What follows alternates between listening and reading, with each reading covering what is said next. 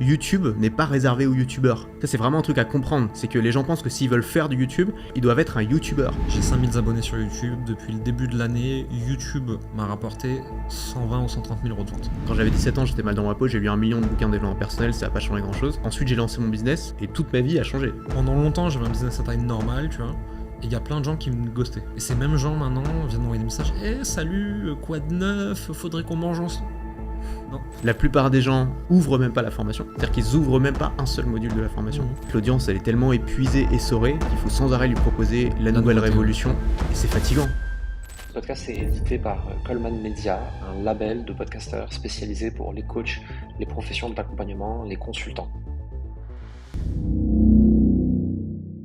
Est-ce qu'on peut encore se lancer dans la formation en ligne en 2023 avec la concurrence? Bien sûr. Et que ça fait 10 ans qu'on pose la question. Ouais.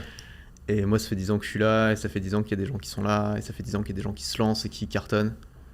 Bien sûr. Pourquoi il y a du coup autant de gens qui pensent... J'ai l'impression que tu l'as sur tous les médiums et sur tous les business models, que chaque année, tu as soit des journalistes, soit des gens qui vendent autre chose, qui te disent c'est saturé, ça marche plus. Ouais. Jusqu'à ce qu'il y ait un mec qui arrive, qui fasse les choses différemment et qui casse tout. Mais tu sais que juste le terme de requête, moi j'ai une vidéo qui s'appelle Comment créer une formation en ligne. Ouais. Elle a fait 20 000 vues en 4 ans, tu vois, ce qui est bien. Elle est rankée numéro 1, alors que c'est une vidéo que j'ai tournée à l'arrache avec mon iPhone, face cam pendant 15 minutes. Ouais. Et le terme de... Enfin, la recherche sur cette requête est faible. Alors qu'on a l'impression que tout le monde fait des formations aujourd'hui. Mais ça reste encore quelque chose où la consommation de formations en ligne est énorme aujourd'hui. Et il n'y en a pas tant que ça. Il n'y a pas tant que ça de gens, j'ai l'impression, qui créent des formations en ligne ou qui s'intéressent en tout cas à en créer. Pour beaucoup de gens, ça reste très intimidant. J'ai l'impression aussi qu'il y a certaines thématiques qui sont surreprésentées. Business, santé, perte de poids, amour et tout ce qui va autour, les big three du marketing, hein. Health, wealth, relationship. Et que tout le reste, alors qu'il y a des trucs stratosphériques à faire, tout le reste est sous-représenté et qu'il y a beaucoup de gens aujourd'hui qui se disent si je peux pas créer dans le make money ou dans la séduction, en fait ça sert à rien de me lancer parce que je gagnerai pas d'argent, quoi. Alors que les hobbies, tu sais comme moi que c'est le plus grand hack du monde, quoi. Tu te lances dans un petit hobby où il y a zéro formateur, où les gens sont absolument pas habitués au marketing, aux techniques du web. Tu te lances là-dedans, mais il y a des gens, ils font des chiffres de fous furieux, quoi. Là, il y a une pub qui diffuse beaucoup sur YouTube en ce moment, sur apprendre le piano. Je sais pas si tu l'as vu passer. Non. En gros, c'est t'as pas YouTube Premium. non, moi je voulais voir la pub. Moi je voulais voir. C'est un ancien pianiste de concert, ultra showman, etc. Et en gros, la pub, c'est l'ancienne façon d'apprendre le piano n'est plus la bonne. Voici ce que vous pouvez atteindre avec la nouvelle. Ouais. Et en gros, il montre tout fait 4 accords. Semaine 1, vous saurez faire ça. Semaine 4, vous saurez faire ça. La pub est ultra bien foutue. Ouais. C'est des Français qui ont tourné et qui diffusent au niveau marketing, alors que le mec c'est un anglais. La pub, elle est en train de générer derrière des millions de ventes sur apprendre le piano. On connaît tous les deux des gens dans le tricot qui ont de beaux business. Aux États-Unis, sur apprendre à faire des voitures de course avec des caisses de savon, il y a des beaux business. Ouais. Sur tous les hobbies, il y a des business extraordinaires et pour autant, tout le monde se lance encore dans toutes ces niches ultra classiques et ultra prisées, quoi. Mais tu vois, je pense aussi que c'est psychologique. C'est que quand tu te lances dans le business ou la séduction, tu es intéressé par le marketing, par la psychologie, parce que c'est ça en fait le business. C'est de la persuasion, c'est du copywriting, c'est des thématiques qui se croisent. Et si tu es passionné par le tricot ou le tuning, il y a peu de chances que tu sois passionné par le marketing. Ouais, et donc si tu arrives à t'intéresser à avoir les deux compétences, c'est là que tu peux faire des merveilles. Qu'est-ce que tu as vu comme domaine type hobby qui ont fait des beaux business derrière? Et alors beau business, tout est relatif, on s'en fout, pas forcément besoin que ça ait fait 10 millions, hein, mais qui ont fait des trucs sympas. Le premier qui m'avait choqué, c'était un mec qui était dans le jazz manouche. Vraiment, t'es dans la niche de la niche, quoi. Ouais, c'est trop et le mec, première formation, c'était en 2014-2015, tu vois. Première formation, il fait 30 000 euros avec une petite formation sur le jazz manouche, tranquillement. Il est tout seul, il y a zéro concurrence sur Internet. Voilà. Fou. Et ensuite, j'en ai rencontré plein d'autres comme ça. Et ils veulent pas tous qu'on balance leur thématique, évidemment. Mais c'est vrai que plus ça a l'air éloigné du monde du web et du marketing, généralement, plus ça marche. Je pense que c'est une notion de sophistication de marché. Tu sais, donc Eugène Schwartz avec Breakthrough Advertising, ce livre qui est un des plus extraordinaires de business et pourtant le plus illisible du monde. Ouais.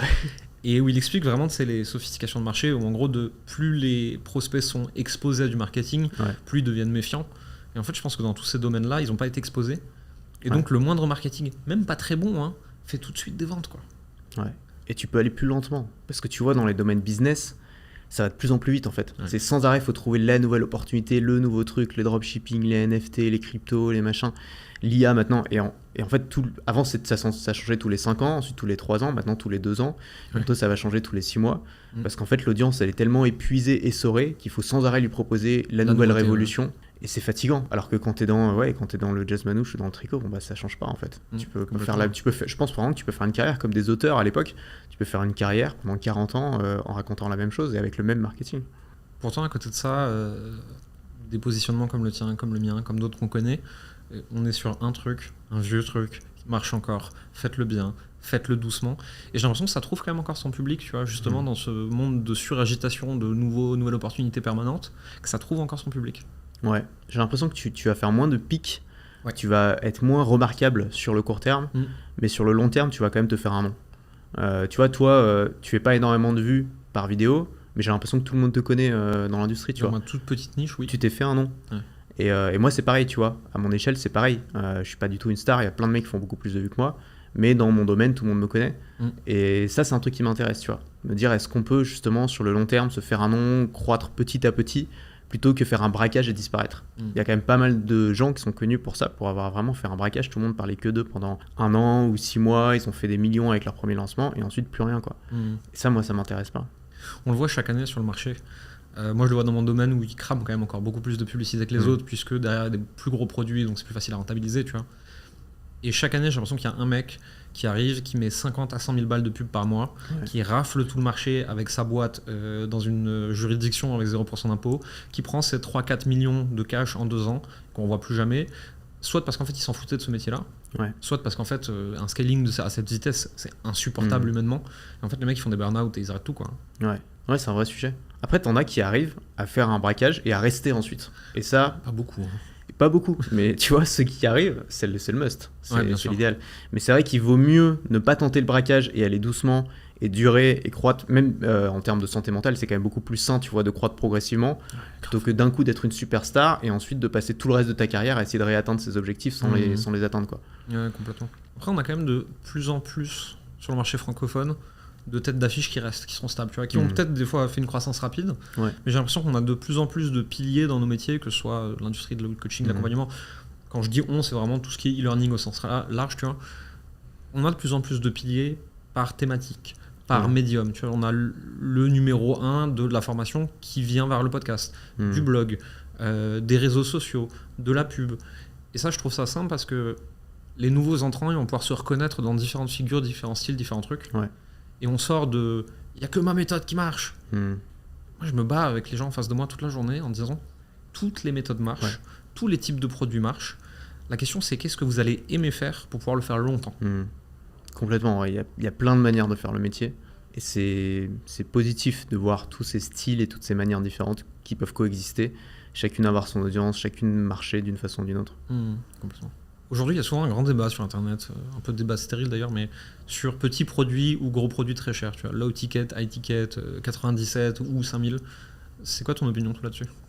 Bah, moi, j'ai toujours été team petit produit, parce que c'est ce qui a toujours marché pour moi et parce que pour moi, c'est beaucoup plus fun à faire. C'est hop, t'as une idée, ou tu viens de tester un truc qui cartonne, tu dis ok, je vais en faire un produit, je vais le packager, tu trouves un nom, tu trouves un titre qui claque, tu trouves une image qui illustre le produit.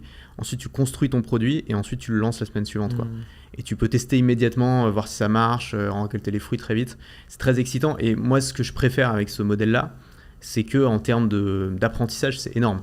Quand tu lances une formation tous les 15 jours ou tous les mois, tu apprends énormément. Tu as des produits qui bident, tu as des produits qui cartonnent, tu peux les comparer, tu peux faire plus ensuite de produits qui marchent, moins de produits qui ne marchent pas, tu peux tester différents types de lancements. Tu es moins forcé à faire à tout prix le truc qui a été prouvé, approuvé 600 fois, parce que si tu te foires, c'est la fin du monde et tu as foiré ton année, quoi. Donc pour moi, c'est un gros capital apprentissage. Après, on est d'accord que c'est pas la seule méthode qui marche. Il y a plein de gens qui cartonnent avec des gros produits. Et je pense aussi que c'est une question de taille d'audience et de niveau d'audience.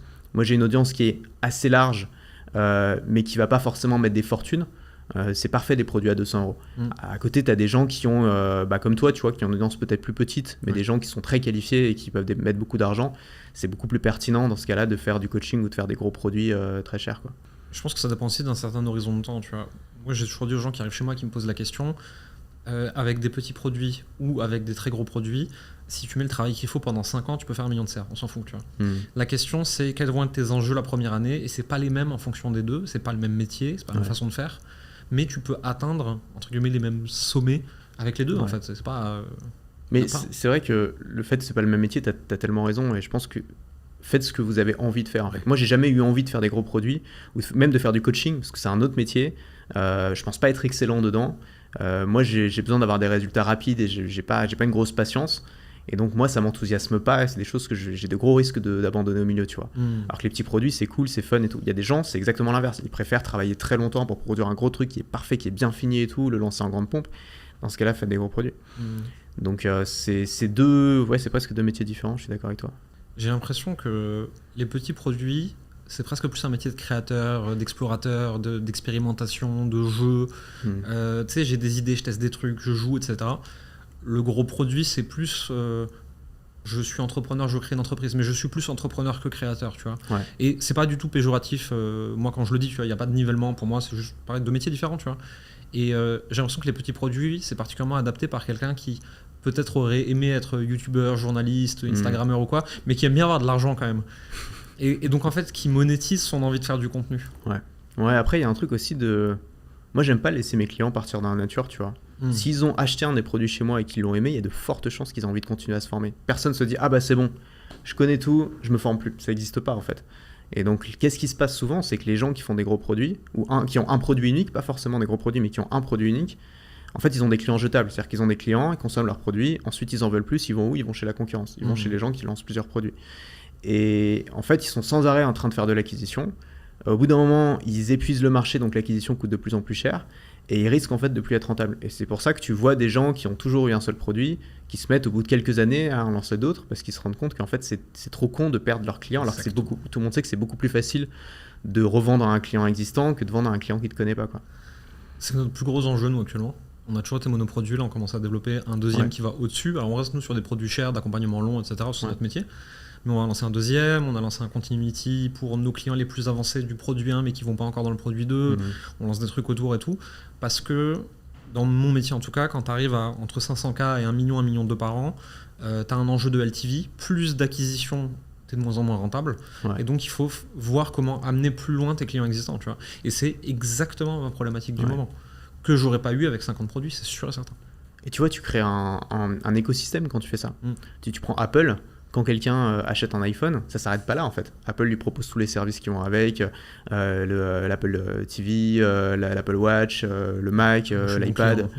Et en fait, à partir du moment où tu as de la totale, où tu as l'iPhone, l'Apple Watch, tu as tous les services, tu as ta bibliothèque photo qui est sur iCloud, etc. Tu changes plus. Changer d'iPhone, mais c'est même plus pensable, quoi. C'est un enfer. Parce que tu es loqué dans l'écosystème, quoi.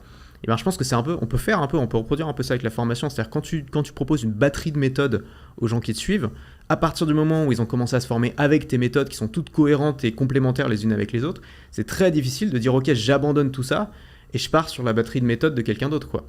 Donc tu crées aussi un effet d'écosystème qui, je pense, est puissant sur le long terme. Et moi, j'ai pas une très grosse acquisition, mais j'ai des clients qui sont chez moi depuis 5 ans et je vois leur nom encore passer dans les... À chaque fois que je lance un nouveau produit, et il y a ce côté rassurant. Et il y a des gens qui ont dépensé, même si je vends des produits à moins de 200 € la plupart du temps, j'ai des gens qui ont dépensé 3 000, 4 000, 5 000 € chez moi, sur les années en fait, sur le long terme. Et qui sont plus faciles à satisfaire en dépensant 4 000 sur 200 par 200 que quelqu'un qui aurait dépensé une seule fois 4 000 chez toi. C'est ça, ouais. Et si demain, tu lances une offre à très haute valeur, ou tu vends un séminaire, ou un voyage, ou un mastermind, ou un truc, tu peux être sûr que ces clients qui ont déjà dépensé 3 ou 4 000 € chez toi, qui te suivent depuis 5 ans, ils vont être là, quoi. Ils vont être là, ils vont être prêts à acheter. Complètement. Mais je pense qu'on a dit quel était l'enjeu clé, ça dépend de quel métier tu veux faire, en fait. Ouais. Et dans mon métier, tu fais plus d'accompagnement, consulting, coaching, conseil que de création. Dans ton métier, tu fais plus de création, moins de conseils. De toute façon, toi, tu commences avec plusieurs produits, moi avec un seul, mais on finit tous les deux avec plusieurs produits. Ouais. De toute façon, l'acquisition sera un enjeu. En fait, on va faire exactement le même chemin, j'ai l'impression, sur 10 ans. Tu vois. C'est juste qu'on le prend par d'autres bouts en fonction des métiers qu'on aime, quoi.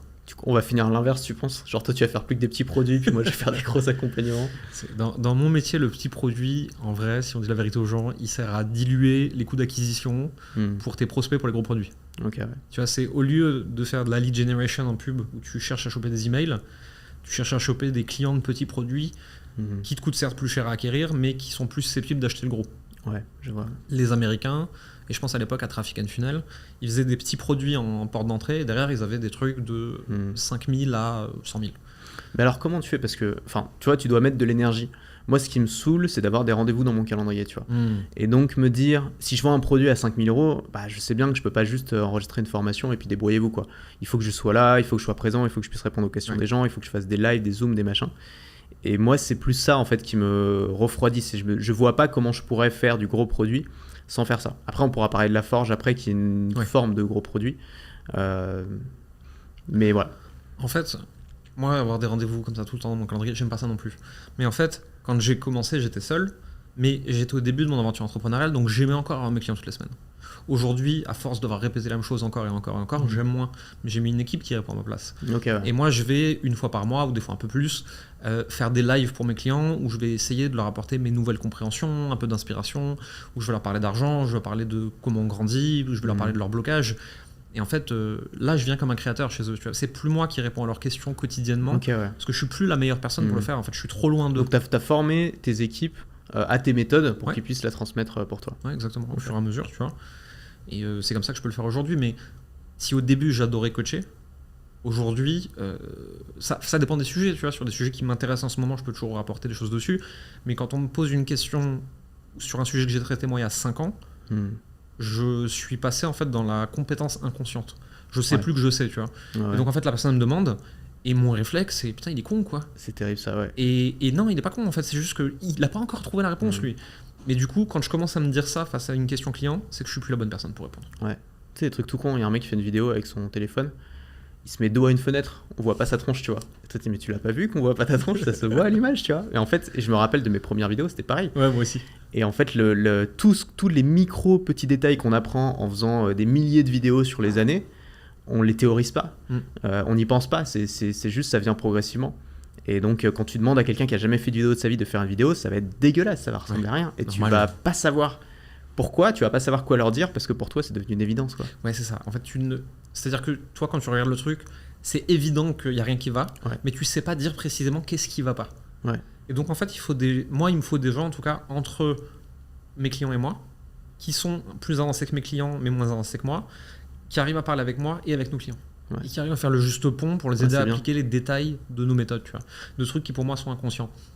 Si tu me dis, qu'est-ce qui fait qu'un post marche sur Facebook, par exemple, parce que nous, on l'utilise beaucoup avec nos clients, je peux pas te répondre. J'ai trop d'informations dans ma tête, j'arriverai pas à te donner la bonne. Par contre, un de nos coachs qui me dit, machin a tel problème, il a fait ça, ça a pas marché, qu'est-ce qu'il faut faire? Là, tu me poses une question précise, je sais te donner une réponse. Ouais. Donc, en fait, il faut des proxys, quoi.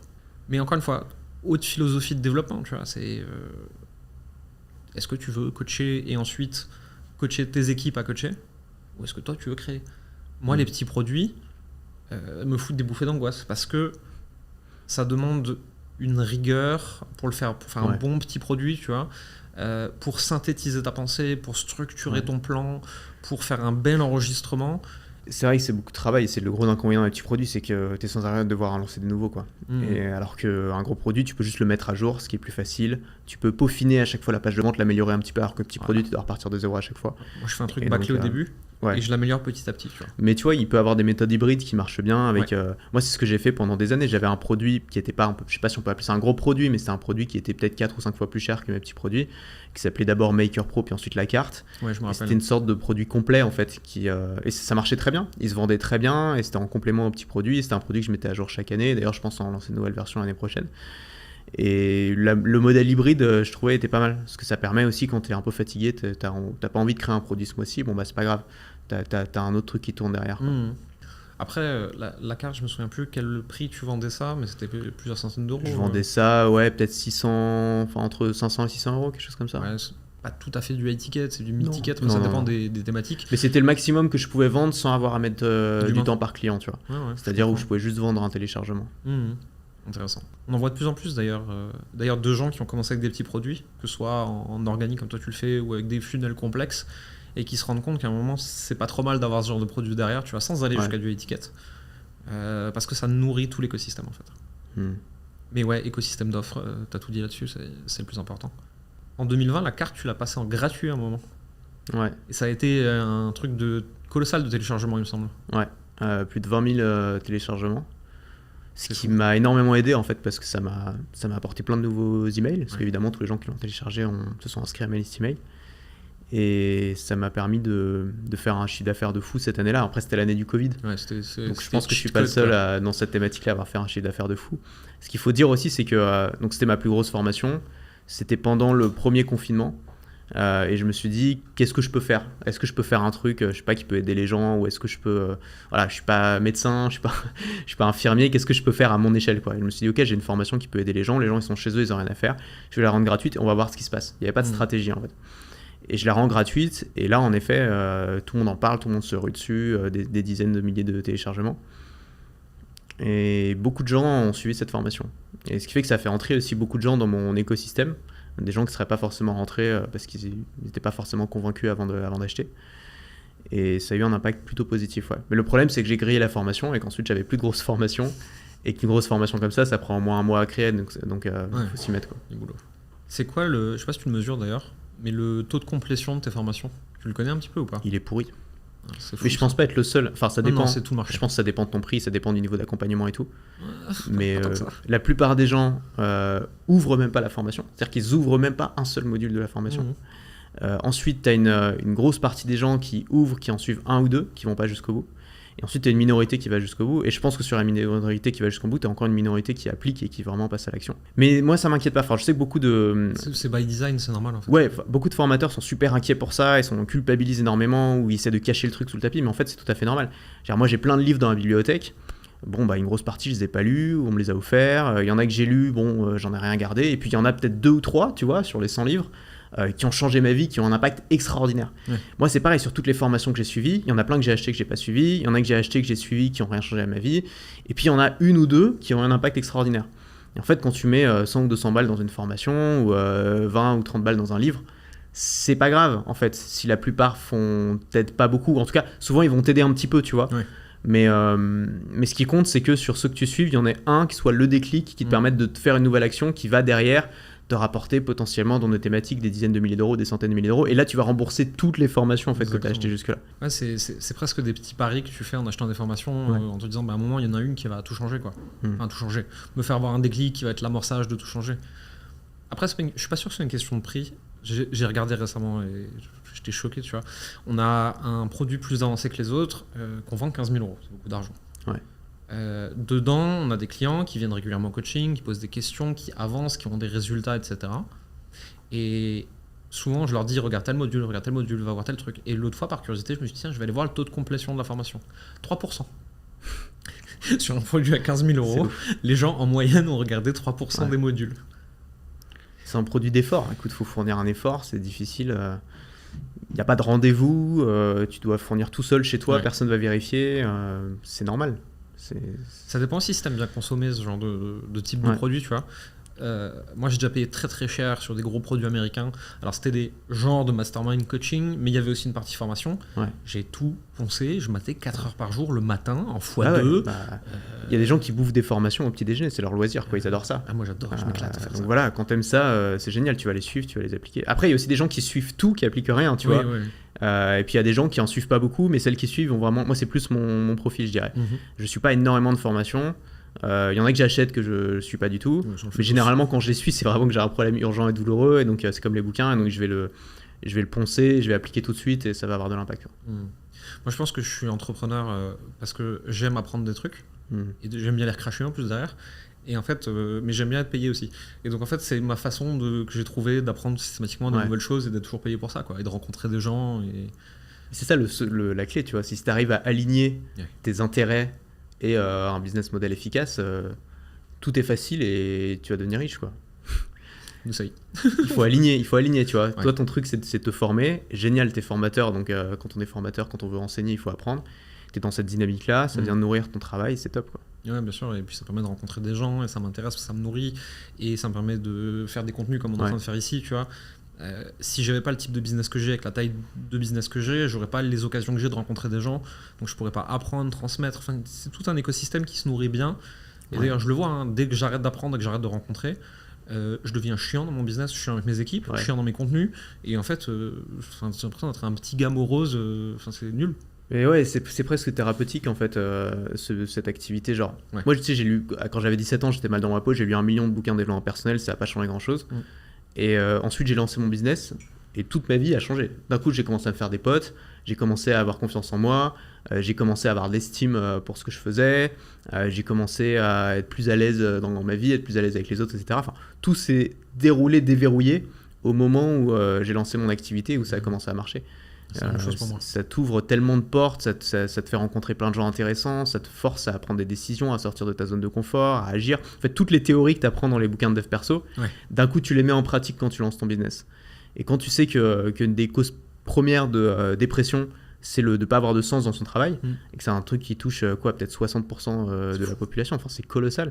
Tu te dis que c'est presque vital, en fait, même pour la santé et pour le bonheur, de trouver un métier qui nous plaît, qui est aligné justement entre nos intérêts et nos résultats. Quoi. J'ai l'impression aussi que l'entrepreneuriat permet de rencontrer un cercle beaucoup plus bienveillant et qui te pousse à grandir, tu vois. Parce qu'on a tous nos amis d'enfance et en fait, tout ce qu'on a en commun, c'est qu'on a grandi au même endroit, tu vois. Et il y a certaines relations qui durent dans le temps et qui deviennent hyper agréables, hyper saines et tout, mais il y en a aussi plein de toxiques que tu te trimbales avec des gens tout pourris, avec qui tu as des discussions toutes pourries, etc. Et moi, je sais qu'il y en a pas mal que j'ai laissé de côté, sans grief, tu vois, j'ai rien contre eux, je leur veux pas, on n'est pas fâchés, tu vois, mais juste, on a plus tellement d'intérêts communs.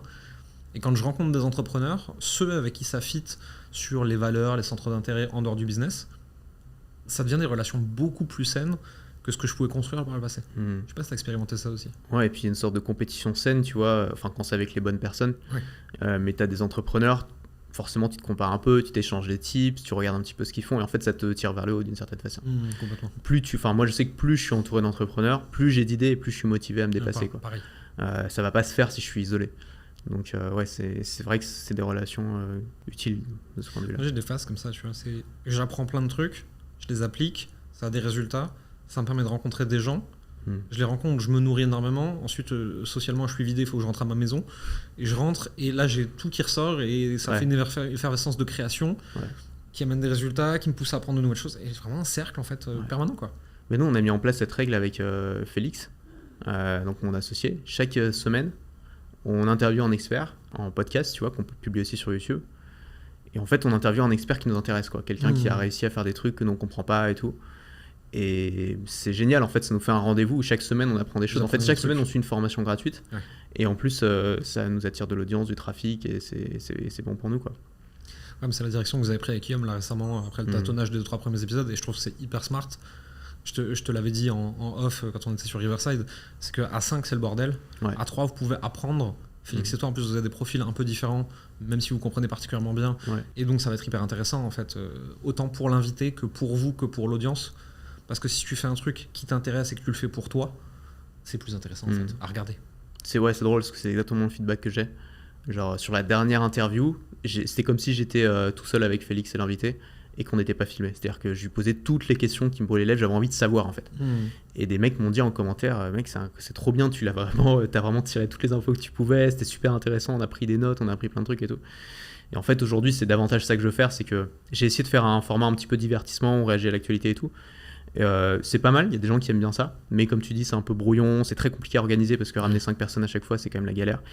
Et en fait, je me suis revenu sur mon cœur de métier et ce que je sais faire et que j'aime le plus faire, c'est-à-dire faire de l'éducation où on s'échange de la valeur, quoi. Tu fais une mini formation pour toi et pour les autres chaque semaine, en fait. Exactement. Tu as repris juste ton cœur de métier. C'est ma stratégie YouTube, mini formation. Chaque vidéo est une mini formation. J'ai écouté celui que vous avez fait avec Aline sur les podcasts. J'ai pas encore écouté l'autre, mais ouais, hyper intéressant, tu vois. Parce que pareil, moi, le podcast, c'est un truc, je regarde de loin, j'aime bien, j'y vais plus. Bon, en fait, j'ai pas la rigueur, et puis j'ai la diffusion, c'est casse-couille, etc. Et je regarde de loin le podcast d'Aline, tu vois, que j'écoute de temps en temps, elle a merveilleusement développé ce médium qui est pas simple, tu vois, et elle a vraiment mis une leçon à tout le monde. Et du coup, quand elle t'explique tout, et que toi, t'es là avec Félix pour poser les bonnes questions, pour creuser, parce que toi, c'est un truc que t'as utilisé, mais tu l'as pas développé comme elle, donc tu sais quelles questions t'as envie de poser, quelles questions l'audience a envie que tu poses. Et donc, ça crée un format qui est hyper intéressant. T'as un invité qui va parler d'un truc qui survole souvent. Et là, tu vas l'amener à aller en profondeur. C'est hyper bien foutu. Moi, j'ai bien aimé en tout cas. À part les petits produits, vous avez développé avec Félix, donc avec qui tu es associé, quelque chose qui s'appelle La Forge. Est-ce que tu peux un peu nous expliquer ce que c'est d'abord, et ensuite la réflexion de pourquoi vous avez décidé d'aller dans cette direction-là? Ouais. Alors, La Forge, c'est quoi? C'est un cercle d'entrepreneurs qu'on a cofondé avec Félix.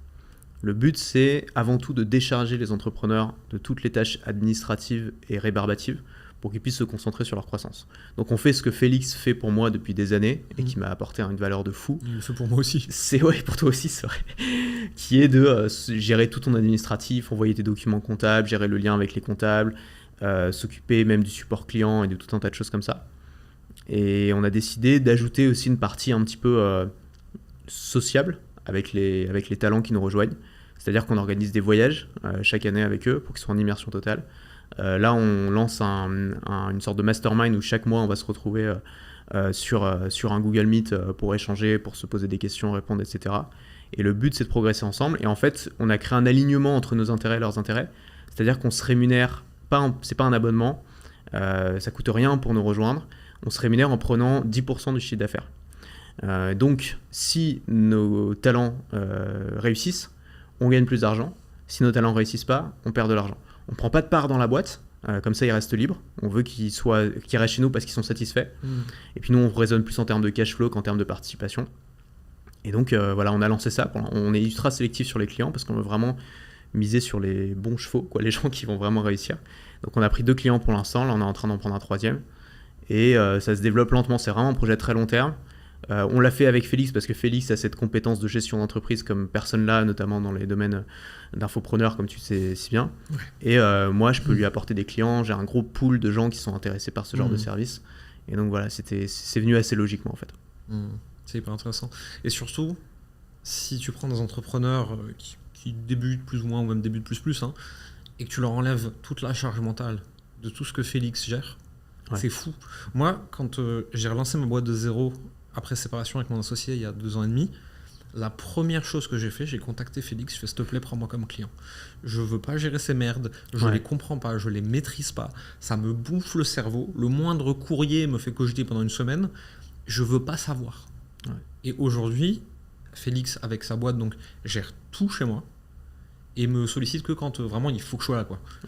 Et du coup, je peux me concentrer sur le produit, sur la croissance, sur l'audience, sans stresser de toutes les réglementations qui sont pas nos métiers en fait. Mais tu sais que ce qui est fou, c'est que en France, on considère que créer une entreprise, c'est avant tout l'administratif et ensuite de la création de la stratégie. Et moi, par exemple, j'étais dans une école de commerce qui était censée être spécialisée dans l'entrepreneuriat. Notre plus grosse matière, celle où on avait le plus d'heures de cours, c'était la compta. Et moi, je m'arrachais les cheveux. Je me disais, mais en fait, j'ai pas envie. Moi, j'ai envie d'être entrepreneur. J'ai pas envie d'être comptable. J'ai pas envie de passer ma journée à faire de la compta. Il doit bien avoir une solution. Et pareil, tu vas voir les aides pour les entrepreneurs débutants et tout. C'est qu'on va vous aider à faire votre compta, à faire vos papiers, vos déclarations, etc. Et en fait, on a déjà tellement de trucs à gérer à côté de ça. Tu crées une entreprise, quoi. C'est-à-dire, tu crées une nouvelle valeur pour le monde qui n'existe pas. C'est colossal comme travail. Qu'est-ce qu'en plus tu vas t'embêter à essayer de faire des documents pour pouvoir payer tes impôts correctement, alors que tu vois, c'est un boulot que l'État pourrait faire à ta place, ou j'en sais rien. Déjà, t'es sympa de payer, t'es client de l'État, en plus il faut que tu fasses tout le boulot. Moi, c'est ça qui me dérangeait, c'est que je veux bien payer, il n'y a pas de souci, mais je veux pas en plus faire le boulot pour m'assurer que je paye bien ce qu'il faut, c'est pas à moi de le faire. Et donc Félix, c'était une révélation. Je sais que tous les entrepreneurs ne recherchent pas forcément ça, mais si pour tous ceux qui sont allergiques administratifs, c'est de bouffer d'air frais. J'envoie en story Instagram toutes les semaines. Week-end compta, on rattrape le retard et t'as des piles de papier. T'as pas mieux à foutre le week-end. Paye quelqu'un. C'est l'horreur. Moi, j'ai une règle, c'est que je vais jamais dans ma boîte mail. Genre, j'ai 2 boîtes mail. J'ai une boîte professionnelle et une boîte perso. Ma boîte professionnelle, je ne l'ouvre pas. C'est notre équipe qui gère ça. On a une équipe au support client. Et quand il y a un truc vraiment important, on me l'envoie sur Telegram. Ma boîte perso, j'ai mis une automatisation qui ouvre automatiquement tous les mails que je reçois. Donc j'ai jamais d'email non lu en fait, ça n'existe pas. Et en fait, c'est comme un flux RSS. C'est-à-dire que de temps en temps, je me dis tiens, est-ce que j'ai pas reçu des mails intéressants, ou tiens, est-ce que j'ai pas reçu le mail d'un tel et tout. Je vais dans ma boîte perso, je scrolle et puis je finis par tomber dessus. Je rate plein de mails à cause de ça, mais en fait ma vie est beaucoup mieux parce que j'ai gagné un temps fou et en fait j'ai jamais raté un truc fondamental quoi. Genre, si t'as un parent qui meurt, on va pas te prévenir par mail quoi. Donc en fait, tous les trucs vraiment urgents, vraiment importants, tu finiras par le savoir, t'inquiète pas. On t'enverra un courrier recommandé, un coup de téléphone, un truc. Ouais, et puis s'il y a une vraie grosse opportunité, la personne ne va pas juste envoyer un mail et plus jamais te répondre. Elle va trouver un moyen de reach out par autre part, en fait, systématiquement. C'est ça. T'as une histoire comme ça, je sais pas si elle est vraie ou pas, hein, c'est une histoire de management qui se raconte. C'était, je crois, un directeur de chez Orange, tu vois, qui revient de vacances, sauf qu'en fait la secrétaire n'était pas là non plus, c'était le bordel. Bref, il revient, il y a 20 000 demandes en attente. Impossible de les rattraper. Et le mec s'est dit, bon, je supprime tout ce qui est urgent reviendra. Ouais, c'est ça. Et l'histoire dit que, je sais pas si c'est vrai, qu'effectivement tout ce qui était urgent est revenu dans les 24 heures en fait. Parce que ça attend des réponses rapides. Et du coup, tout le reste n'était pas urgent, pas important, ou était du spam, et il n'a pas eu à traiter 20 000 emails. Je suis capable de faire ce genre de conneries. Essayez ça, franchement. Alors peut-être pas, moi j'irais pas de les supprimer, parce que tu peux pas les récupérer. Ouais, il les faire archiver, tu sais. Mais ouais, soit les archiver, soit juste tous les marquer comme lus, et hop, toute ta liste de 55 tâches, tu vois, hop, elle disparaît immédiatement. Et souvent, il se passe rien en fait. Genre, tout va bien. Donc faut essayer. Lisez quand même vos newsletters. Lisez vos newsletters, c'est très important. Ça, c'est le seul truc qu'il faut lire. Je sais pas si tu as déjà remarqué, souvent quand quelqu'un avec qui tu bosses vient te voir pour régler un problème, si t'es pas en capacité de répondre et que tu reviens 6, 8, 12 heures après, il a trouvé une solution tout seul. Ouais. C'est comme les messages. T'as des potes qui répondent aux messages instantanément. Je sais que t'en fais partie. Ouais, moi je suis un peu... Félix m'a dit ce qui est génial avec Jérémy, c'est qu'il répond tout de suite. Ouais, je suis un peu vif là-dessus. Et c'est vrai que du coup, j'ai plus tendance à contacter ces potes-là quand j'ai besoin d'un conseil ou que j'ai besoin d'aide, parce que je sais qu'ils vont être actifs. Alors que le mec qui répond tous les 3 jours, je me dis, bon, faut vraiment que j'ai une très très bonne raison de le contacter, sinon ça vaut pas le coup, quoi. Et j'essaie d'être un peu comme ça aussi, c'est-à-dire de pas être trop réactif pour pas avoir trop de messages. Parce qu'en fait, les nouveaux emails maintenant, c'est les messages privés. Et je commence en fait à me sentir un peu enseveli. À chaque fois que t'as un nouveau contact, boum, en fait c'est des nouvelles tâches qui arrivent dans ta messagerie, quoi. Ouais, moi en fait j'ai des moments de la journée, tu vois. C'est-à-dire que si je deep work, rien n'est ouvert. On peut essayer de me contacter, mon téléphone il est en ne pas déranger toute l'année. C'est-à-dire que les numéros qui passent le filtre, c'est mes parents, ma femme. Même mes potes, ils savent, c'est pas la peine, envoie-moi un message, je te rappellerai dès que je peux. Donc en fait, si tu veux, c'est comme la règle que j'ai avec mes clients, mes équipes, etc. Tu peux m'écrire absolument quand tu veux, jour, de nuit, week-end, rien à foutre. Par contre, moi je te réponds quand je peux. Souvent, c'est dans la minute. Mais des fois, il se peut que pendant 24-48 heures, je sois absolument injoignable. Et si personne est en train de mourir, m'en fous, quoi. En fait, débrouille-toi. Tu connais Beeper ? C'est une app qui est sortie il n'y a pas longtemps, qui est encore en bêta et tout. T'en avais parlé dans Yum, non ? Ouais, ça permet de centraliser toutes les messageries. C'est génial. Je pense que ça me foutrait des bouffes dans moi sur trop de trucs. J'en pouvais plus, moi, de plus me souvenir qui j'ai contacté où, etc. Entre WhatsApp, Telegram, Messenger, etc. Beeper, tu mets tout, même Instagram, Messenger, enfin vraiment tout, LinkedIn, toutes tes messageries sont centralisées là. Et en fait, maintenant je suis beaucoup plus efficace parce que quand j'ai un moment, je sais pas, je suis aux toilettes, je me dis allez, je réponds à tous les messages en 5 minutes. Je vais sur Beeper, j'ai 8 messages, je réponds tout ce que je peux répondre en une ligne, je réponds en une ligne. Et en fait, je me débarrasse de toute ma liste de tâches et je me sens beaucoup mieux plutôt qu'avant quand je laissais traîner mes messages et je n'osais pas ouvrir WhatsApp parce que je voyais la petite pastille avec 19 messages. C'est terrible. Il y a aussi un sujet de plus t'es exposé, plus t'as de réussite au sens conventionnel entrepreneurial, plus t'as de chiffre d'affaires, même si ça veut rien dire sur la réussite de ta boîte, plus t'es sollicité en fait. Parce que t'as tous ceux qui débutent qui veulent des conseils, t'as tous ceux qui sont à ton niveau qui veulent te parler, ceux qui sont plus loin ils veulent te closer, ceux qui sont à côté ils veulent faire un partenariat. Et bon, déjà c'est stressant, là, cette sursollicitation permanente, mais moi ça m'a rendu un peu triste ce truc, tu vois, de... Pendant longtemps j'avais un business à taille normale, tu vois. Et il y a plein de gens qui me ghostaient. Genre vraiment, je les intéressais pas, ils m'ignoraient. Et ces mêmes gens maintenant viennent m'envoyer des messages. Salut, quoi de neuf ? Faudrait qu'on mange ensemble. Non, il faut pas, laisse-moi. Et je sais que ça fait partie du jeu, tu vois. Mais je sais pas, ça me rend un peu triste. Je pense qu'il y a des personnalités. Je pense que nous, on a une personnalité, on est un peu introverti et tout. En même temps, on a du mal à dire non. Parce qu'on aime bien faire plaisir aux gens. Et donc, il y a des gens, tu les as rencontrés une fois, tu as fait un truc avec eux il y a 5 ans, etc. Ils te recontactent, ils passent à Paris, ils veulent prendre un verre, etc. Et toi, tu as déjà plein de rendez-vous cette semaine et tout. Et donc, pour moi, j'ai pas trouvé de solution définitive à ça. C'est difficile de dire non. Parfois, je dis oui, on verra plus tard. Là, cette semaine, je suis trop débordé et tout. J'essaie de toujours rester poli, courtois et chaleureux. Mais t'as pas c'est vrai qu'au bout d'un moment, t'as pas le choix de si tu dis oui à tout, c'est plus toi qui décides de ce que tu fais de tes journées et c'est problématique, quoi. Et puis surtout, t'as toute la team extravertie qui veut absolument qu'on s'appelle. Ouais, non, ça je fais pas. Alors moi j'ai plus d'appels. Moi je réponds, je fais dis-moi déjà quel est le sujet ici, puis on verra si ça vaut la la peine qu'on s'appelle. s'appelle. Ça, il y en a, ils démordent pas, tu vois. Ils veulent te proposer un truc, ils disent on s'appelle, j'ai un truc à te proposer. Moi, ça j'accepte jamais, tu vois. Je dis propose-moi en message. Et puis je te dirai si ça m'intéresse, à ce moment-là, on s'appelle. Et il y en a, ils en démentent pas, ils veulent pas et finissent par le proposer. Généralement, c'est pas super intéressant pour toi, c'est pour ça qu'ils voulaient t'appeler, parce qu'ils voulaient bien te faire la petite page de vente, etc. C'est une opportunité internationale de réseau d'affaires, ouais, du prochain Netflix de l'entrepreneuriat. C'est ça, tu vois. Et ouais, non, faut refuser les appels. Et en fait, si ça tient pas sur un message, c'est que c'est probablement pas un truc que t'as envie de faire, quoi. De toute façon, moi, les seuls gens que j'appelle, c'est mes potes, entrepreneur ou pas, ma famille, mes collaborateurs, si ça nécessite un appel, mais nous on gère quand même 90% de trucs sur Slack. Je bosse avec 22 personnes, j'ai 2-3 rendez-vous par semaine, tu vois, et jamais fixe. C'est en fonction des besoins, quoi. On peut pas se plaindre de ça en soi, parce que c'est un bon signe, tu vois. Oui, bien sûr. La plupart des entrepreneurs ont qu'une envie, c'est d'être contactés. Ils cherchent des clients, ils cherchent des prospects, etc. Ils cherchent des partenaires.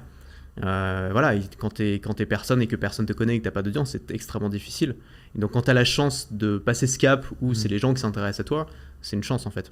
Après tu t'organises avec ça, mais c'est quand même, faut pas oublier à chaque fois que tu reçois un message que bon, c'est cool. C'est-à-dire que je suis toujours pertinent, quoi. C'est ça le plus difficile, tu vois. C'est d'un côté, je suis extrêmement honoré qu'on pense à moi et je me rappelle du Jérémy qui débutait et qui aurait aimé qu'on pense plus souvent à lui, etc.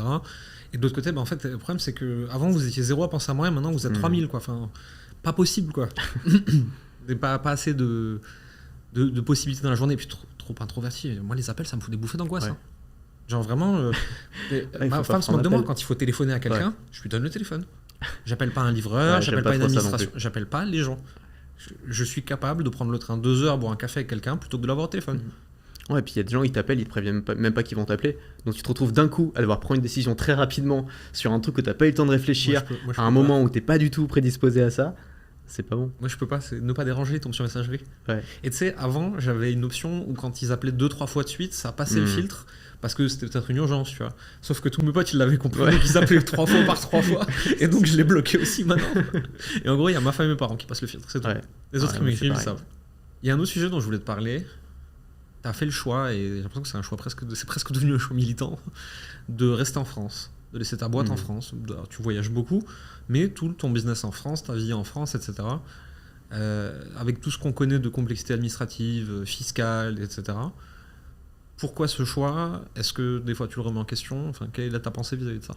Ouais, mais c'est vrai qu'on a l'impression que ça devient presque militant. Moi, à la base, c'est pas du tout militant, mais il y a une telle pression à quitter la France, où il y a tellement de gens qui ont d'intérêt à te vendre le fait de quitter la France, que tu as l'impression presque d'être bizarre, surtout quand on est dans cette thématique-là d'infopreneuriat et tout, où la plupart des infopreneurs qui ont du succès sont partis. Ouais, moi j'ai beaucoup voyagé. À une époque, j'étais dans cette démarche-là. Je vivais à Paris. Je vivais ma mauvaise vie à Paris, tu vois, ma vie d'avant. C'est-à-dire métro, pas boulot, mais métro, école, dodo. Il faisait gris tout le temps. Je pouvais pas partir en voyage quand je voulais. C'était chiant, etc. Et donc, pour moi, comme tout le monde, je pensais qu'il y avait un Eldorado ailleurs. Ensuite, j'ai voyagé dans le monde entier. J'ai fait énormément de voyages. Je suis là en Asie, je suis là aux États-Unis, etc. Et jamais je me suis dit, ok, là, c'est bon, c'est là où je veux vivre. En fait, à chaque fois, je voyais ce qui allait pas et je me sentais quand même dépaysé. Je me disais, ouais, c'est pas bon pour moi. Et au final, j'ai commencé à vivre ma bonne vie à Paris. C'est-à-dire vivre dans un quartier sympa, ne plus prendre le métro, avoir aménagé mon temps comme je veux, pouvoir aller à la salle de sport à 15h. Pouvoir partir en voyage quand j'ai envie, donc dès que j'ai envie d'être un peu dépaysé, je pars en voyage, et je vais avoir une maison de campagne, donc si j'ai envie d'un peu de nature, j'ai la nature. Et en fait, j'ai plus ce besoin-là. Et je suis bien à Paris, j'aime quand même beaucoup ce qui se passe à Paris, la manière dont ça évolue, même s'il y a plein de problèmes en France. J'aime bien cette ville et je trouve qu'elle évolue bien. Et je me dis, j'ai la chance de faire partie des gens qui considèrent ça, beaucoup de gens considèrent l'inverse, et donc j'ai envie d'en profiter. Maintenant, ouais, je comprends qu'il y a des gens qui s'en aillent, si t'es pas satisfait du package, tu t'en vas, tu vois. Après, pour aller à Dubaï, franchement... moi, ça me fait pas rêver du tout, tu vois. J'y suis allé, j'ai pas tenu 5 jours. Au bout de 4 jours, je suis parti, c'était imprévu, mais je suis parti dans le désert, dans un resort au milieu du désert, parce que je pouvais pas supporter de sortir de mon hôtel et de pas pouvoir marcher nulle part. C'est-à-dire que mon hôtel, c'était comme une aire d'autoroute, en fait. Ça donnait sur une autoroute il y avait pas de trottoir. Ce qui pour moi est délirant, parce que moi, ma liberté, c'est de pouvoir me promener, c'est le truc de base, quoi. Je me suis dit, comment font les gens pour survivre ici ? Donc, il y a des gens qui y arrivent très bien. Moi, j'y arrivais pas, et en fait, il y a plein d'autres endroits où... voilà, je me dis c'est sympa, mais bon, je préfère la France, quoi. J'ai vu récemment des vidéos sur Dubaï de personnes qui vivent là-bas et qui aiment ça, hein. Et j'ai vu donc les visites IMO, j'ai vu les quartiers, j'ai vu les routes, les machins, les trucs.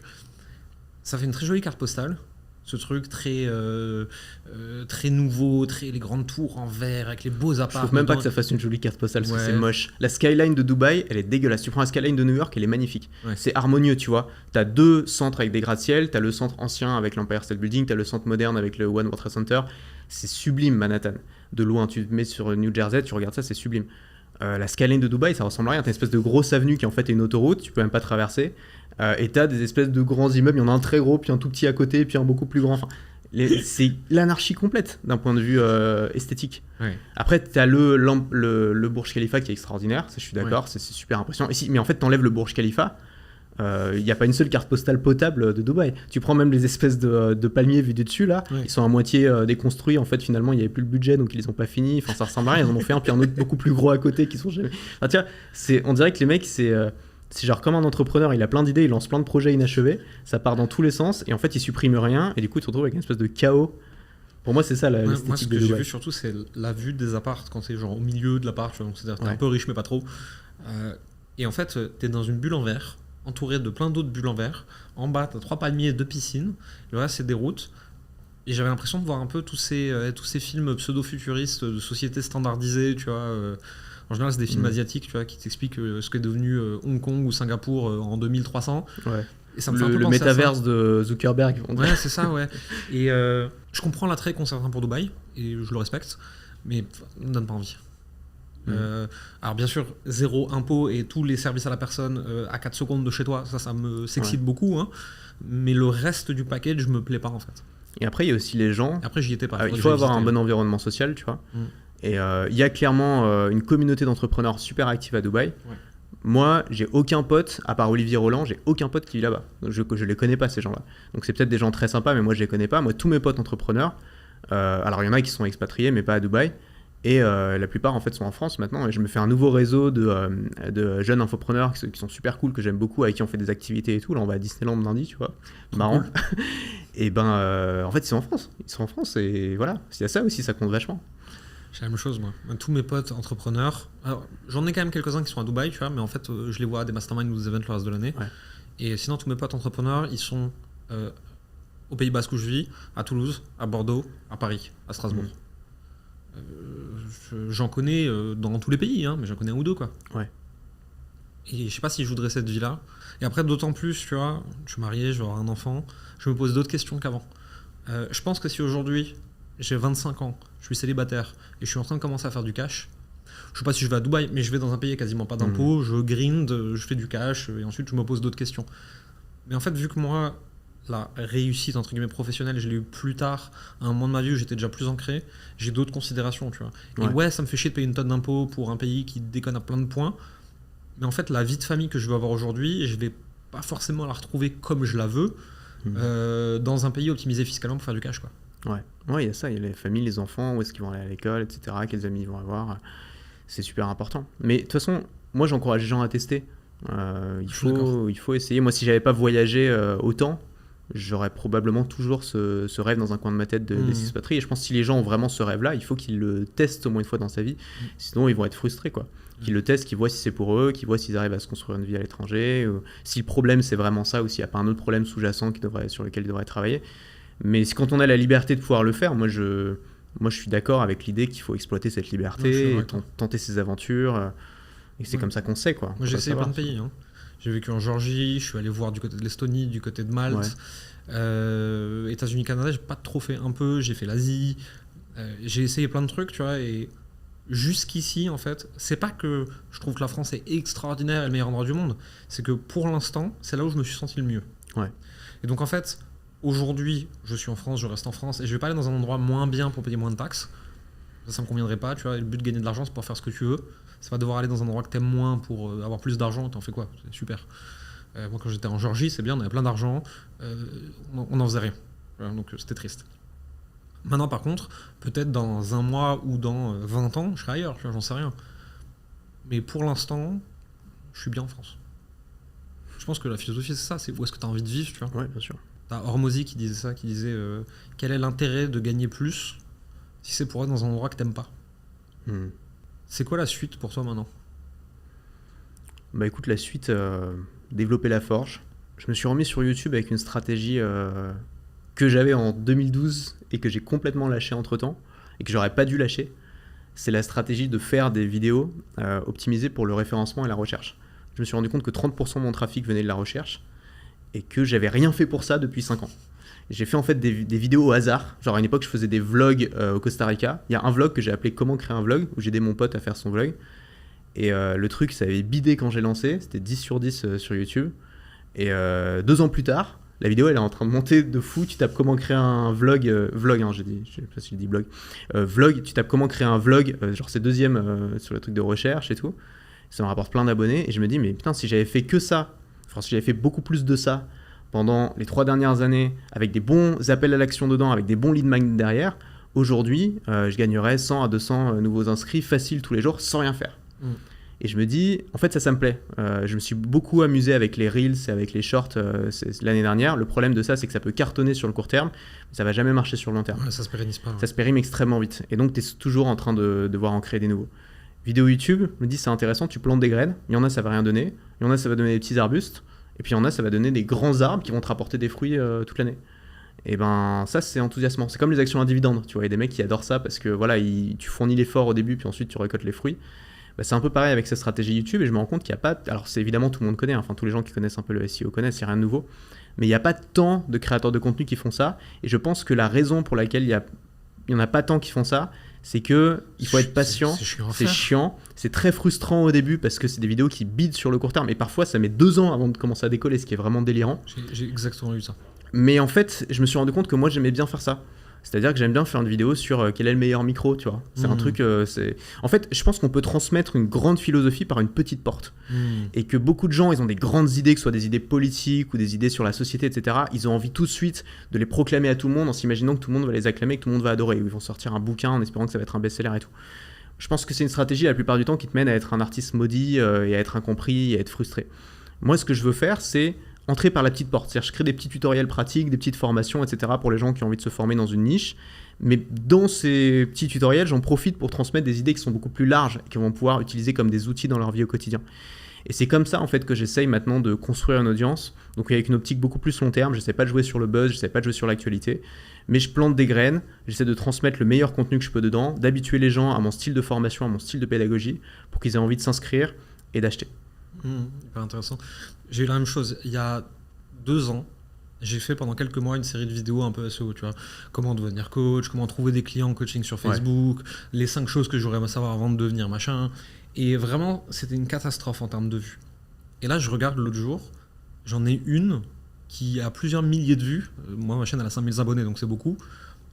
Qui me ramène des clients, alors que j'y ai pas touché depuis 2 ans à ce truc, tu vois. Et te dire que ben ouais, je vais semer des petites graines, c'est exactement la méthode que j'ai décrite. Et te dire il y en a certaines qui vont devenir des grands arbres dans quelques années. C'est long, c'est frustrant. Celui qui a merveilleusement bien réussi ça, c'est Alexandre Cormon dans la séduction, dans l'amour. Et c'est vraiment sa stratégie, lui. C'est une vidéo par jour, SEO, des bonnes vidéos sur des requêtes, et tu fais ça tous les jours de ta vie pendant des années. Mais à un moment, t'as plus rien à faire. Ton business il tourne tout seul. Il faut une patience. Et t'es moins dépendant de la publicité aussi. Et en fait, YouTube est stable. Je ferais pas ça ailleurs que sur YouTube. YouTube est stable, quoi. YouTube apporte toujours du trafic. YouTube récompense toujours, même si tu postes rien pendant 6 mois sur ta chaîne et tu te remets à poster. À partir du moment où tu refais des vidéos qui sont pertinentes par rapport à la recherche ou à ton audience, en fait, YouTube va continuer à te montrer. C'est un algorithme qui est très très bon et rationnel et sain. TikTok, c'est un peu terrible. Tu peux faire 1 million de vues sur une vidéo, puis le lendemain, tu fais 1000 vues, tu sais pas pourquoi. Et puis d'un coup, tu t'es complètement...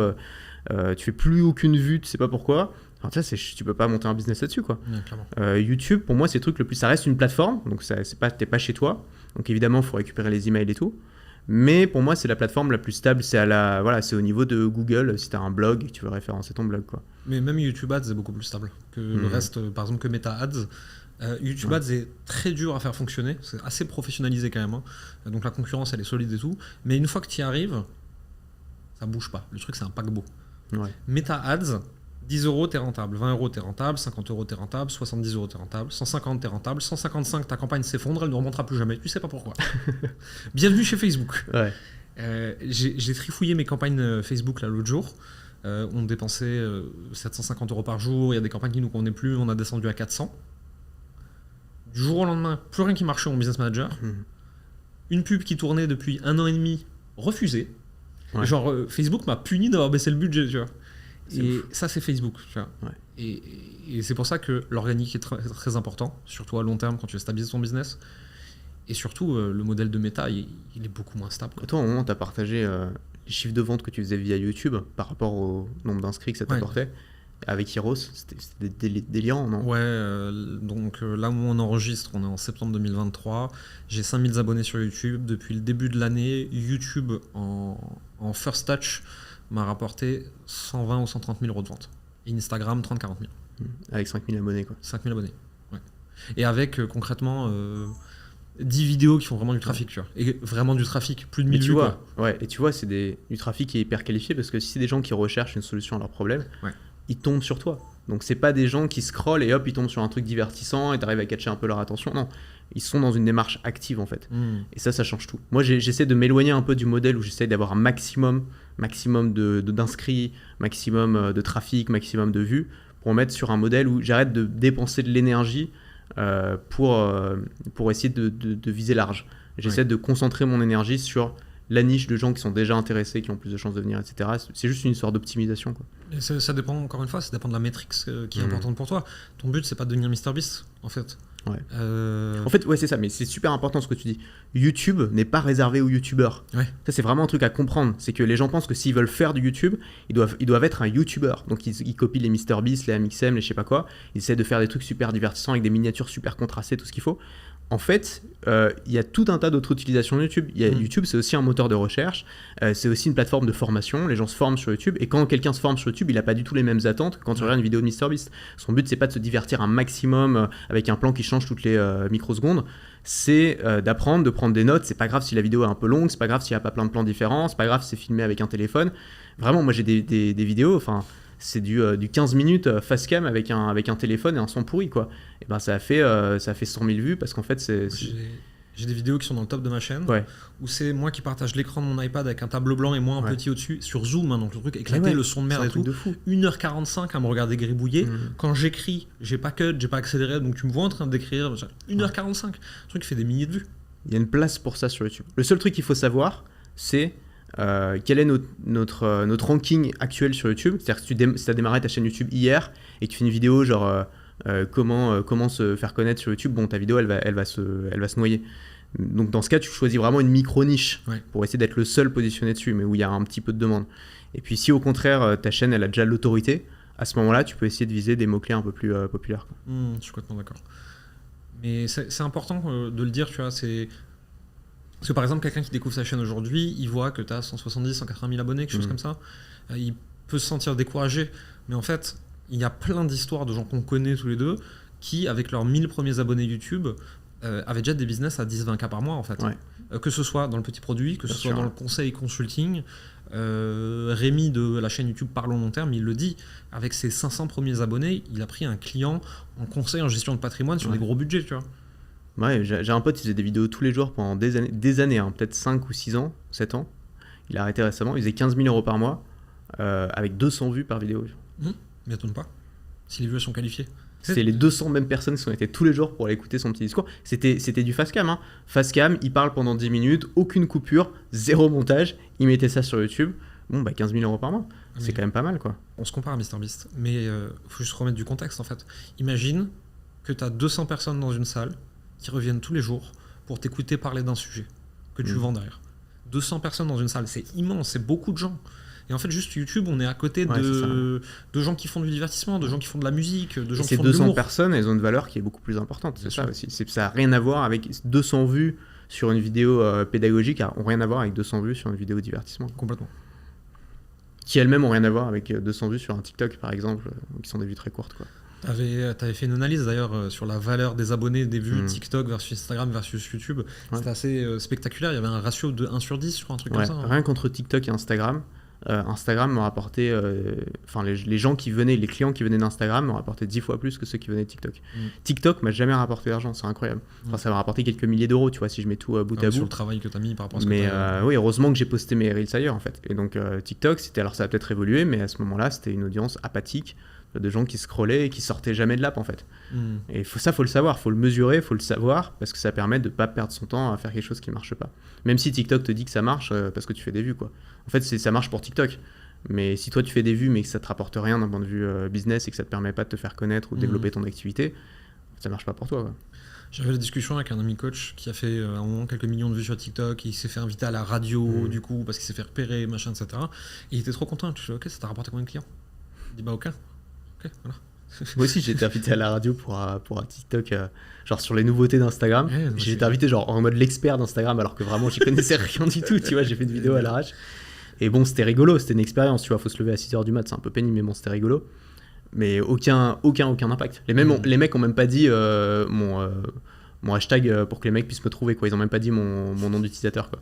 Vraiment aucun intérêt. Mais c'est amusant. Ouais. Vanity Metrics. Exactement. C'est utile, la Vanity Metrics. On peut dire ce qu'on veut, c'est une preuve sociale qui a une valeur énorme. Et c'est la seule preuve sociale qui est prouvée, qui est publique. N'importe qui peut dire combien il fait de chiffre d'affaires. S'il n'y a pas ces comptes qui sont publiés, ce qui est le cas de la plupart des créateurs, ils n'ont pas leur compte publié. Tu peux dire n'importe quoi. Alors que tu peux pas faire une vidéo genre comment de gagner 1 million d'abonnés sur YouTube et être une superstar si tu fais 3 vues, quoi. C'est pas crédible. Il y en a beaucoup qui essayent. Hein.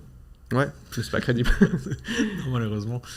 C'est une vraie problématique, mais je pense que ça dépend aussi à qui tu t'adresses, tu vois. Si tu es sur un marché de niche, de très très petite niche, l'expertise se sublime à la preuve sociale. Si tu veux toucher un public beaucoup plus large, tu es obligé d'avoir de la preuve sociale. Quand moi je fais des trucs plus grand public qui vont toucher le tout venant, ils me disent tous preuve. Si tu gagnais autant, tu ferais pas des vidéos YouTube. Quand je fais des trucs de niche où j'explique vraiment des toutes petites notions marketing liées au milieu du coaching, il y a personne qui vient me dire t'es qui pour dire ça, en fait. Ils reconnaissent la qualité du conseil et donc en fait ils l'acceptent. Donc je pense que ça dépend, plus tu élargis ton audience à du trafic froid, plus tu dois jouer à MrBeast, en fait. Ouais, c'est ça. Si tu avais un conseil à donner aux gens qui nous regardent, qui veulent se lancer, que ce soit sur la formation en ligne, sur les réseaux sociaux, ou mais juste le métier d'entrepreneur, en fait, t'aimerais leur dire quoi? T'aimerais qu'ils repartent avec quoi? Moi, la stratégie qui a toujours fonctionné pour moi, c'est d'être rapide dans ma prise de décision, mais ensuite d'être patient sur le résultat. C'est-à-dire, ok, je veux faire quelque chose, je sais que ça va marcher, j'ai vu suffisamment de preuves que ça va marcher, je me suis formé dessus, j'attends pas 3 ans pour le lancer, je le lance maintenant. Et pour moi, c'est facile parce que je suis super enthousiaste et j'ai envie de le faire vite. Et ensuite, ça va pas marcher tout de suite, il faut être capable d'être suffisamment patient pour que ça marche. Quand je me suis lancé, aujourd'hui, je suis moins patient parce qu'aujourd'hui, j'ai suffisamment d'audience pour pouvoir tester rapidement un concept. Mais quand je me suis lancé, j'en avais pas. Et donc, les premiers trucs que j'ai fait, c'était un peu des coups de bâton dans le haut. Je pouvais pas vraiment m'assurer que ça marche. C'était aller grappiller de l'audience à droite à gauche sur les forums, sur les trucs. C'était faire mes premières vidéos YouTube qui faisaient pas beaucoup de vues. Mais j'ai trouvé le moyen, si tu veux, de le tenir et de le faire pendant suffisamment longtemps pour que ça finisse par marcher. Moi, j'ai commencé à gagner ma vie sur Internet 3 ans après m'être lancé, ce qui est quand même beaucoup. Aujourd'hui, il y en a qui le font beaucoup plus rapidement que ça. Après, j'étais pas pleinement investi dedans pendant ces 3 ans, j'étais étudiant à côté et tout. Mais quand j'y repense, je me dis heureusement que j'ai pas abandonné, quoi. Heureusement que j'ai pas changé d'avis parce que je vois pas quel autre métier je pourrais faire qui me rendrait plus heureux que celui-là. Donc voilà, mon conseil, ce serait ça. Ce serait il y a des gens qui ont des overnight success. Mais il y a aussi des gens qui mettent 3 ans, 4 ans, 5 ans, 10 ans avant que ça marche et qui ensuite construisent un truc dont ils sont très fiers et qui marche très bien. Et donc il faut être capable c'est pas évident, mais il faut être capable de sentir ça et d'avoir la patience, quoi. On voit beaucoup avec Internet d'overnight success, tu vois, et en fait c'est des conneries. Tu regardes Hormozy actuellement qui a popé là en un an, il y a plus d'1 million d'abonnés, tout le monde le voit, c'est le duo Hormozy. Aussi, il fait du business depuis 15 ans. Ouais, bien sûr. Ça fait 15 ans, il a eu 3 business différents, il a monté, planté, erreur, pas erreur.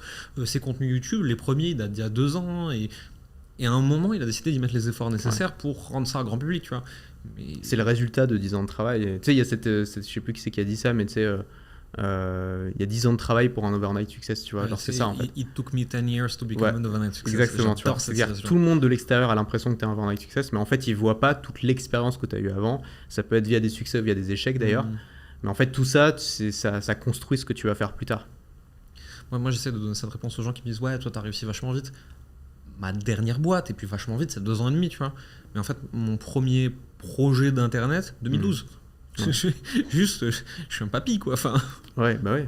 Et moi, c'est pareil, avant de le lancer sur cette thématique-là, j'ai créé une 15aine de blogs dans tout un tas de thématiques. Personne n'en a jamais entendu parler, personne ne les a jamais visités. Moi, je t'ai découvert à l'époque, Masterblog, c'est ça? Et même avant ça, tu vois, là, ça avait déjà commencé à marcher, je commençais déjà à gagner un peu d'argent.